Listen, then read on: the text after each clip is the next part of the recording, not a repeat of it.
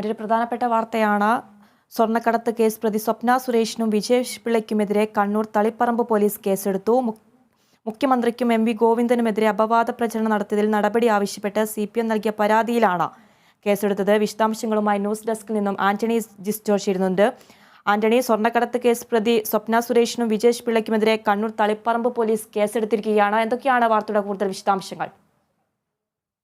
ഇന്ന് രാവിലെയാണ് ഈ CPM Taliparamba area secretary K. Santhosh Taliparamba പോലീസിൽ ഈ സ്വപ്നയ്ക്കും അതുപോലെ തന്നെ സ്വപ്നയെ ഭീഷണിപ്പെടുത്തിയെന്ന് സ്വപ്ന ആരോപിക്കുന്ന വിജേഷ് പിള്ളയ്ക്കുമെതിരെ ഒരു പരാതി നൽകിയത്. അതായത് ഈ ഫേസ്ബുക്ക് ലൈവിലൂടെയും മറ്റും സ്വപ്ന ഈ മുഖ്യമന്ത്രിയെയും അതുപോലെ തന്നെ കുടുംബത്തെയും CPM സംസ്ഥാന സെക്രട്ടറി M.V. ഗോവിന്ദനെയും അപകീർത്തിപ്പെടുത്തുന്ന തരത്തിലുള്ള പ്രസ്താവനകളാണ് നടത്തുന്നത്, അപമാനിക്കുന്ന തരത്തിൽ പ്രസ്താവനകൾ നടത്തുന്നു. ഇത് ചൂണ്ടിക്കാട്ടി ഇവർക്കെതിരെ നടപടി ആവശ്യപ്പെട്ടാണ് ഈ സന്തോഷ് പരാതി നൽകിയത്. ഇപ്പോൾ ആ പരാതിയിൽ തളിപ്പറമ്പ് പോലീസ് കേസെടുത്തിരിക്കുകയാണ്. ഗൂഢാലോചന, വ്യാജരേഖ ചമയ്ക്കൽ, ലഹളയ്ക്ക് ശ്രമം എന്നീ വകുപ്പുകൾ ചുമത്തിയാണ് പോലീസ് കേസെടുത്തിരിക്കുന്നത്.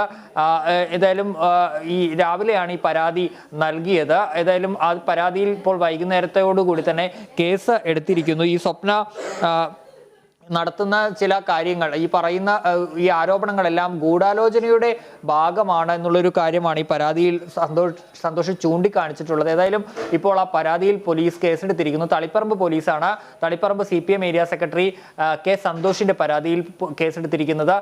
ഗൂഢാലോചന, വ്യാജരേഖ ചമയ്ക്കൽ, ലഹളയ്ക്ക് ശ്രമം എന്നീ വകുപ്പുകളാണ് സ്വപ്നയ്ക്കും അതുപോലെ തന്നെ വിജേഷ് പിള്ളയ്ക്കുമെതിരെ ചുമത്തിയിരിക്കുന്നത്. വ്യക്തമാണ് ആന്റണി. സ്വർണ്ണക്കടത്ത് കേസ് പ്രതി സ്വപ്ന സുരേഷിനും വിജേഷ് പിള്ളയ്ക്കുമെതിരെ കണ്ണൂർ തളിപ്പറമ്പ് പോലീസ് കേസെടുത്തു. മുഖ്യമന്ത്രിക്കും M.V. ഗോവിന്ദനുമെതിരെ അപവാദ പ്രചരണം നടത്തുന്നതിൽ നടപടി ആവശ്യപ്പെട്ട് CPM നൽകിയ പരാതിയിലാണ് കേസെടുത്തത്.